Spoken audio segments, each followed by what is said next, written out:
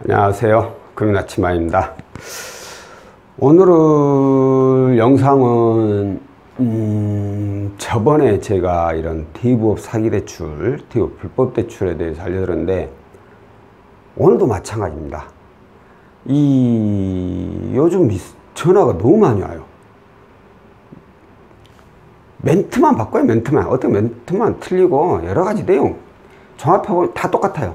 근데 아직도 그거에 대해서 그거에 당하고 계시는 분들이 너무 많아요.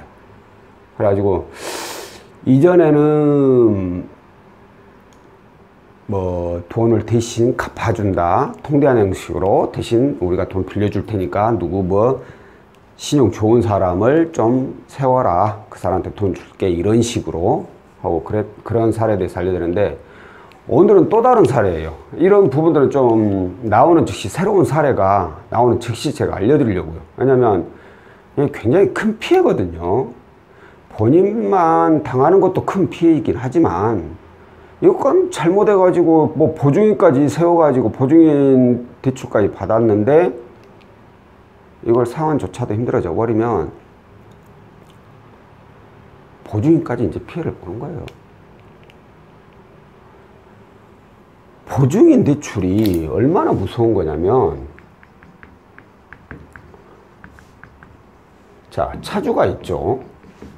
그리고 보증인이 있죠. 차주가 대출을 갚아나갈 거 아니에요. 그죠? 근데 예를 들어서 이분이 대출을 못 갚고 연체를 해. 그럼 독촉을 누구한테 하는지 아세요? 당연히 먼저 차주한테 하겠죠. 당연히. 그런데 이 대부업체 입장에서는 A하고 뭐 신용이라던가 아니면 소득 부분을 체크를 해서 굳이 뭐 머리 아프게 일이 뭐 독촉할 필요 있냐? 보니까 이 사람한테 독촉해버리면 뭐 한 방에 끝나겠는데? 뭐 고생하지 말고 간단하게 끝내자. 그냥 보증인한테 바로 독촉해버려요. 그러니까 차주가 미나 그래. 연체 중이십니다. 빨리 갚으세요. 예, 지금 사정이 생겨가지고 제가 며칠 있다가 아니면 내일이나 이렇게. 그러세요? 한 번은 봐줄 수 있겠죠. 근데 안 한다. 그럼 보증인한테 바로 독촉을 합니다. 이 차주분이 대출금 못 갚고 있어요.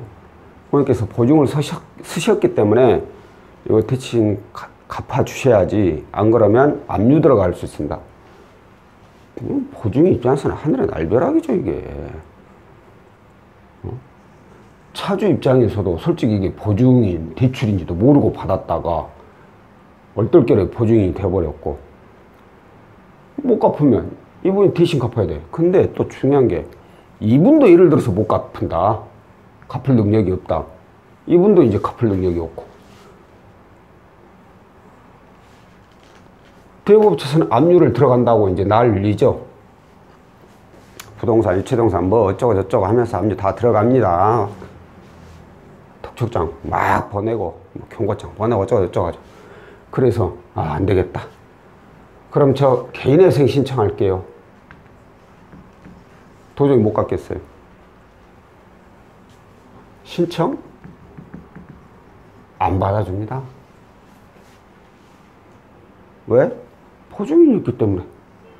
갚을 사람 있는데 왜 이걸 받아줘요? 못 갚아. 그럼 개인회생 신청하려면 이분도 같이 개인회생을 신청을 해야 돼요. 두 분이 같이 가셔야 돼요.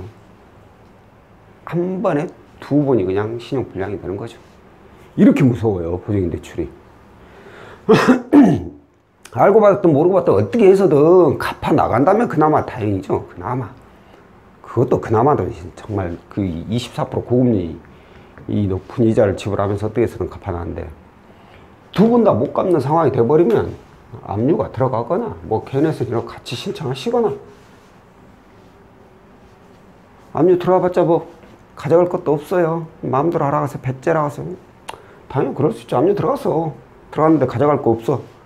그러면 뭐 그걸로 끝인가요? 이제 민사로 가죠. 직장 다니는 내내 아니면 소득이 있는 것 자체가 발견이 되는 것 되면 무조건 거기에 대한 압류를 걸어버립니다. 다 갚을 동안. 다 갚을 동안 원금? 아니요. 플러스 이자. 이자도 기간, 이 기간까지만 5년이면 5년 기간까지만 이자? 아니요. 못 갚으면 그 이후로 발생되는 이자 계속해서 배보다 배꼽이 허벌나게 커불죠. 허벌나게. 큰일 납니다. 자, 그런데 요즘 이 망할 이 대부 업체들이 어휴 이거 안 닦아지지? 업체들이 난리가 아니랍니다. 기승이 아주 왜 이래 이거?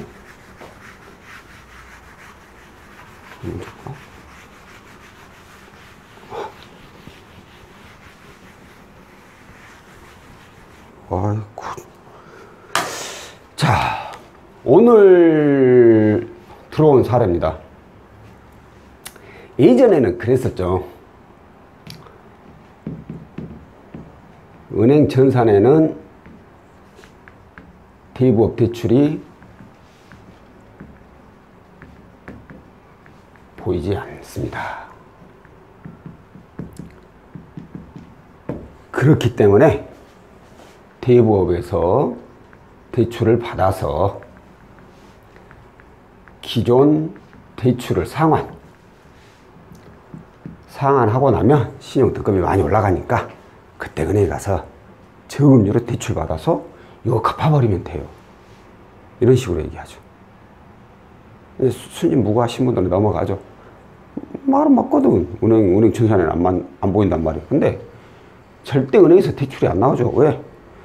이거 받고 나면 대부 등급이 떨어져 버려요. 대부 등급이 하락해가지고 대출이 안 나와요. 신용 등급? 대출 이거 다 상환했으니까 신용 등급이 좋아진다? 그럼 이 대부업에서 받은 대출은 대출 아니간요?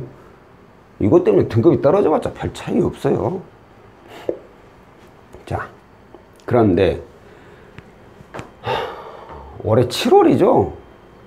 7월부터 은행 전산에도 대부업이 이제 보이기 시작했어요.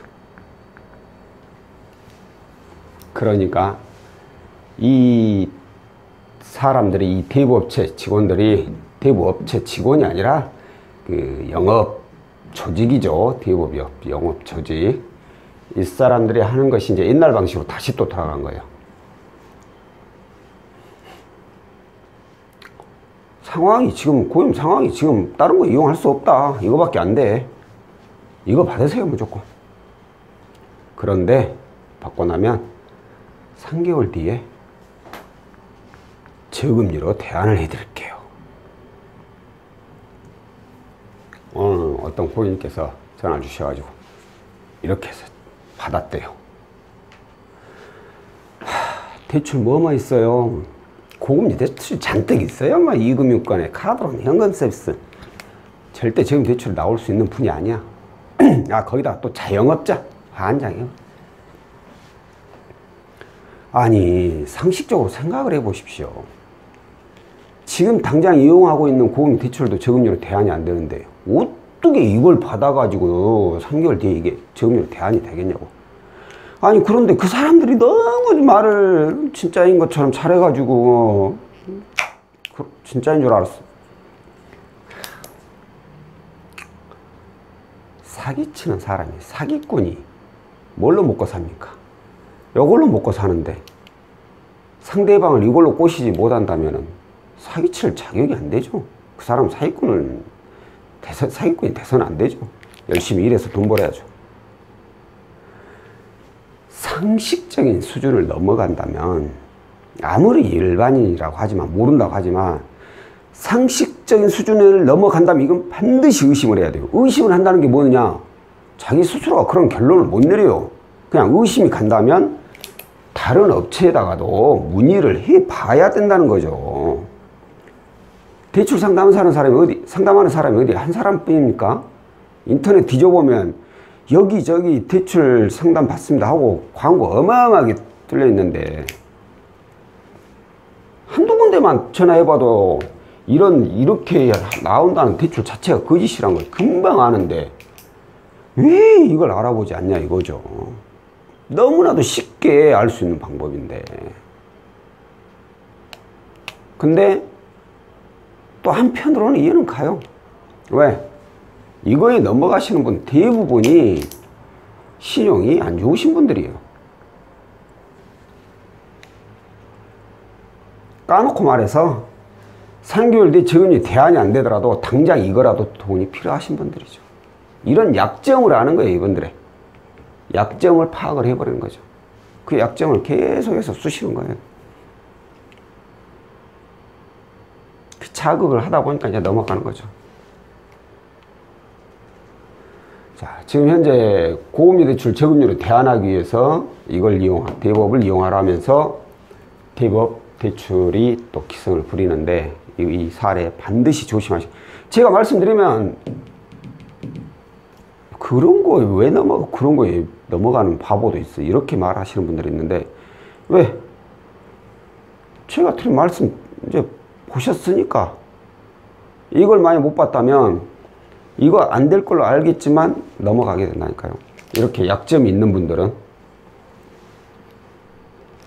자, 제가 불법 대부업 대출 쪽에 대한 사례, 지금 고금리 대출을 저금리로 대안해준다고 하면서 대부업 대출 이용하라는 이 사례 있었고, 이전에 통대안 한다고 그래가지고 대신 납부를 해주는데 뭐 신용 좋은 분 한 명 소개를 해달라, 그 사람한테 돈을 입금해 주면 그 사람한테 받아서 갚아라, 그런 식으로 하는 이 통대안이라는 상품명을 써가면서 사기치는 분이 있었고, 그리고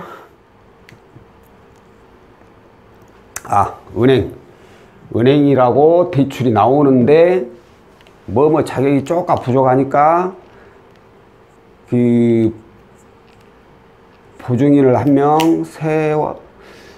자격이 좀 부족하니까 보증인을 세워서 일단 여기서 대출을 받아가지고 그 자격이 안 좋은 부분을 해결을 하고 난 뒤에 다시 은행에서 받자, 이런 식으로 계속 사례가 생기죠. 쌓이죠, 저도. 근데 이런 부분들을 여러분들께서 꼭 기억을 해 두셔야 돼요. 이거 굉장히 중요한 겁니다.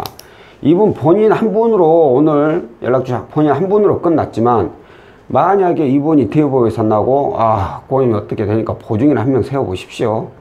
그러면 대부업에서 대출을 많이 받아가지고 이 고금 대출을 다 상환을 해버렸어요. 상환하면 나중에 은행에서 저금리로 잘 나옵니다. 이렇게 사기칠 수도 있어요. 정말 이번은 보증인 얘기가 안 나왔고 보증인 세운 적이 없기 때문에, 세우질 않았기 때문에 다행이지만, 자여튼 간에 대출은 고금리 대출을 저금리로 대안하기 위해서 고금리를 받아야 된다, 이용해야 된다, 이건 무조건 아닙니다. 삐. 절대 상담하시면 안 돼요. 그런 얘기 나오면 무조건 착하다 끊어버리시고. 아시겠죠? 자, 오늘은 대부업 영업하시는 분들께서 현재 이용 중인 고금리 대출을 저금리로 대안을 해준다면서 대부업체 고금리 대출을 이용하게 만드는, 그리고 나서 연락 끊어버려요. 받고 나면 빠이빠이 됩니다. 그런 불법 대부업 대출 사례에 대해서 알려드렸고요. 오늘은 여기까지고요. 다음에 또 다른 상품으로 찾아뵙도록 할게요. 고맙습니다.